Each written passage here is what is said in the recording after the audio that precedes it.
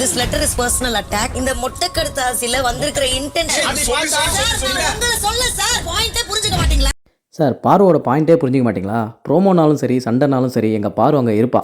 வசந்தி அம்மானு ஒரு கேரக்டர் கொடுத்து சைலண்ட்டாக வச்சுருந்த பாருவுக்கு ஒரு பாயிண்ட் கிடச்சிருச்சிங்க. என்ன நடந்துச்சுன்னா லெட்டர் எழுதி வச்சுட்டாங்க. அதாவது குட்டி வார்டன் கையை உடைச்சிட்டு தர்மலிங்கம் சாரை தன் வசம் அடுப்பாங்கரைக்கு அப்படின்னு சொல்லி பாரு அசிங்கமாக எழுதுற மாதிரி எழுதி வச்சுட்டாங்க. இவ்வளோதான். யார் எழுதுனாங்களோ ரொம்ப கேவலமான ஆட்டிடியூட் இருக்கு. அதை யார் எழுதுனதுன்னு கேட்கும்போது வியானா எழுதுற மாதிரி தான் காட்டுறாங்க. கண்டிப்பாக இதுவாக தான் இருக்க வாய்ப்பு. ஃபன் பண்ணுறேன் கேம் பண்ணுறன்ற பேரில் அமித்தோட ஷூவெல்லாம் எடுத்து வச்சு கடுப்பேற்றினாங்க. இன்றைக்கி இந்த மாதிரி பார்வை கடுப்பேற்றிட்டு இருக்காங்கன்னு நினைக்கிறேன்.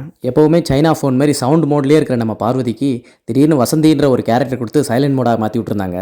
நான் அமைதியாக இருந்தால் வசந்தி, வாயை திறந்தா வாந்திங்கிற மாதிரி அவங்களோட வாயை திறக்க வச்சிட்டாங்க இந்த லெட்டரை போட்டு. ஆமாம், பின்ன விடுவாங்களா?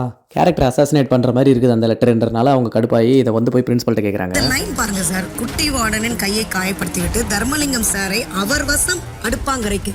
அது அடுப்பாங்கரையோ ஆத்தங்கரையோ எங்கே போனாலும் சரி அமைதியாக இருக்கிற கேரக்டர் அமித். அவரை போய் இப்படி கோத்து விட்டு எழுதலாமா? இது அவருக்கும் செம கடுப்பாயிடுச்சு. கேரக்டர்லயே இருந்தாலுமே என்ன கன்வே பண்றாங்க. இது ஒரு ஜாலியாக தான் இருக்குன்ற மாதிரி எல்லாரும் புரிஞ்சுக்கிறாங்க. நம்ம பிரின்சிபலே வந்துட்டு நான் ஒன்று சொல்லட்டுமா, இதையே நீங்கள் ஸ்ட்ரெஸ் பண்ணி சொல்லிட்டு இருக்காதீங்கன்ற மாதிரி சொல்கிறாரு.